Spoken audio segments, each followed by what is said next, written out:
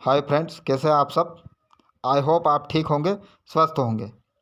आज हम बात करेंगे बजट पर, जो हाल ही में पेश किया गया है। फाइनेंस मिनिस्टर निर्मला सीतारमण द्वारा पेश किया गया है।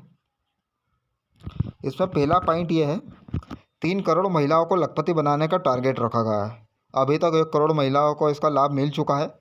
और बाकी क्या है, एंटरप्रेन्योर इंडस्ट्री है, एजुकेशन है और अन्य ज़रूरतों के लिए स्मॉल लोन महिलाओं को दिया जाएगा। छोटे छोटे लोन महिलाओं को प्रदान किए जाएंगे। अब बात करते हैं इंफ्रास्ट्रक्चर बजट की। इंफ्रास्ट्रक्चर बजट में क्या है, 11.1% से इसको बढ़ाया है। मतलब पहले ये 10 लाख करोड़ रुपए था पिछले साल, और अभी ये 11.11 लाख करोड़ रुपए इसको कर दिया गया है। मानो कि यह भारत की जीडीपी का 3.4% है।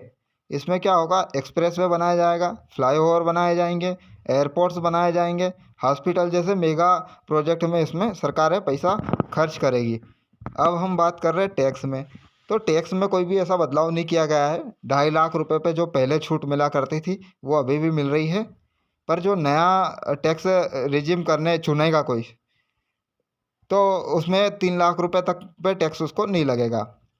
यह इनकम टैक्स के सेक्शन 87A के तहत सैलरी पर्सन को 7.5 लाख की इनकम तक इसमें छूट है, वो इसमें छूट पा सकता है अगर वो सैलरीड पर्सन है। अब अगला बात करते हैं अपन पेंडिंग डायरेक्ट टैक्स। यह होगा माफ़। यह क्या है, 1962 से 2010 तक के जो पेंडिंग डायरेक्ट टैक्स जो है, जो वो माफ़ कर दिए जाएंगे। लेकिन होगा तब ये जब आपका 25,000 के टैक्स के दायरे में हो। 2010-11 से लेकर 2014-15 के बीच पेंडिंग मामलों में इनकम टैक्स से जुड़े 10,000 के मामले जो है वो फैसला लिया गया है।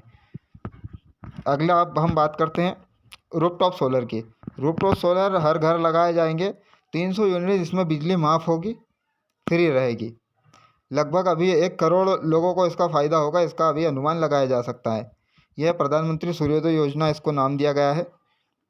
अब हम अगला बात करते हैं भारतीय रेलवे में। भारतीय रेलवे में 40,000 बोगियों को वंदे भारत स्टैंडर्ड में कन्वर्ट किया जाएगा। वो कैसे, जो अभी वंदे भारत ट्रेन जो हमारे यहाँ चल रही है उसमें जो फैसिलिटी है, वो फैसिलिटी एक आम ट्रेनों में भी कुछ दी जाएगी। 40,000 बोगी इसमें इन्हें दर्शाया गया है। और रेलवे के लिए 3 नए कॉरिडोर बनाए जाएंगे। क्या क्या, एक एनर्जी और सीमेंट के लिए, एक पोर्ट कनेक्टिविटी के लिए। पोर्ट कनेक्टिविटी कॉरिडोर क्या है, यह कॉरिडोर प्रमुख बंदरगाहों को बंदरगाहों से जोड़ेगा रेलवे से। ठीक है। अगला आता है हाई ट्रैफिक डेंसिटी कॉरिडोर। ये उन मार्गों पर रहेगा जहाँ ट्रेनें ज़्यादा रहती है, वहाँ पे ये सिस्टम बनाया जाएगा। अब आते हैं यूडीएल, इसको यूडियन भी बोलते हैं। इस स्कीम के तहत नए एयरपोर्ट बनाए जाएंगे और पुराने जो एयरपोर्ट है उनको डेवलपमेंट किया जाएगा। 2016 से ये स्कीम शुरू हो गई थी। इसका उद्देश्य इंफ्रास्ट्रक्चर और कनेक्टिविटी को विकास की ओर ध्यान केंद्रित करके उसको उड़ान सेवाओं को जो आम नागरिकों तक पहुंचाने का जो है वो है, सुलभ बनाना है। मतलब कहने का मतलब ये है। नए मेडिकल कॉलेज बनेंगे। एक कमेटी का गठन होगा, एक टीम का गठन होगा जो नए इसका वो बनाएंगे। इसका उपयोग करके कॉलेज स्थापित करने की स्कीम बन रही है, टीम का गठन होगा। अब आते हैं मिडिल क्लास फैमिली के लिए। मिडिल क्लास फैमिली का जो है आवास योजना का दायरा इसमें बढ़ाया जाएगा। अगले 5 साल में 2 करोड़ और मकान बनाए जाएंगे। अभी तक बहुत बन चुके हैं 3 करोड़, 2 करोड़ अब बनाए जाएंगे और आने वाले 5 सालों में। आयुष्मान भारत में अब सभी आशा कार्यकर्ता एवं आंगनवाड़ी कार्यकर्ता परिवारों को भी मुफ्त में इलाज मिलेगा। फिलहाल ये 5 लाख तक का इलाज अभी फ्री है इसमें।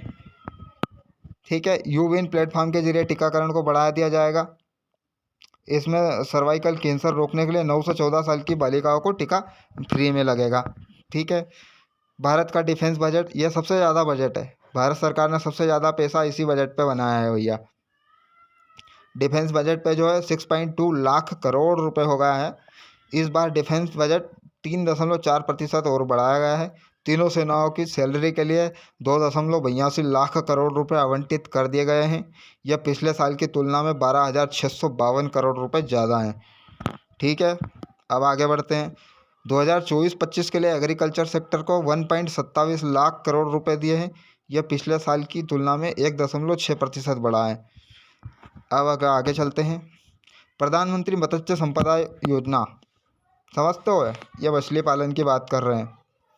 ठीक है। प्रधानमंत्री मत्स्य संपदा योजना को बढ़ावा दिया जाएगा। जल कृषि उत्पादकता को 3 टन से बढ़ाकर 5 टन कर दिया जाएगा। निर्यात को बढ़ाकर 1 लाख करोड़ तक ले जाएंगे। मत्स्य संपदा योजना के से 55 लाख लोगों को रोजगार मिलेगा, नए रोजगार। अब बात है टैक्स सेवी यूथ टेक्नोलॉजी रिसर्च की। ये लॉन्ग टर्म फाइनेंसिंग के लिए 1 लाख करोड़ रुपए कोष की घोषणा कर दी गई है। लोन 50 साल के लिए होगा, इस पर कोई ब्याज नहीं लगेगा। इसका लाभ प्राइवेट सेक्टर को रिसर्च एंड इनोवेशन के लिए मिलेगा, मतलब प्राइवेट सेक्टर को इसको रिसर्च के लिए इसका लाभ मिल पाएगा। 50 साल के लिए लोन, बहुत बड़ी बात। 2070 तक जीरो कार्बन एमिशन का टारगेट अचीव करने के लिए अमोनिया मेथेनॉल गैस का आयात कम करने की ठान ली है। भैया सरकार ने ये ठान ली है। इसके लिए देश में ही 2030 तक कोयले को गैस में बदल कर फ्यूल बनाने की फैसिलिटी सेटअप की जाएगी। इलेक्ट्रिक व्हीकल की तादाद बढ़ाई जाएगी।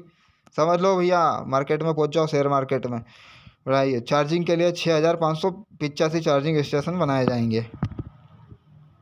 ब्लू इकोनॉमी 2.0 के तहत नई स्कीम लॉन्च की जाएगी। समुद्री आधारित अर्थव्यवस्था का समुद्री संसाधनों का रिसर्च कर विकास करना है। तटीय राज्यों के पास ब्लू इकोनॉमी के जरिए भारत सरकार विकास पर फोकस करेगी। यह भारत का पहला ऐसा समुद्री मिशन है जिसमें टूरिस्ट समुद्र की गहराइयों में स्कूबा डाइविंग कर पाएगा। समझ रहे हैं आप? हाँ। टूरिज़्म की बात करते हैं अपन। राज्यों को प्रतिष्ठित पर्यटन केंद्रों पर डेवलपमेंट करने, ग्लोबल लेवल पर इसकी ब्रांडिंग करने के लिए प्रोत्साहित किया जाएगा। सेवाओं की गुणवत्ता के आधार पर केंद्रों की रेटिंग के लिए फ्रेमवर्क बनाया जाएगा। इसके लिए राज्यों को बिना ब्याज के लोन दिया जाएगा। समझ रहे हो? हाँ।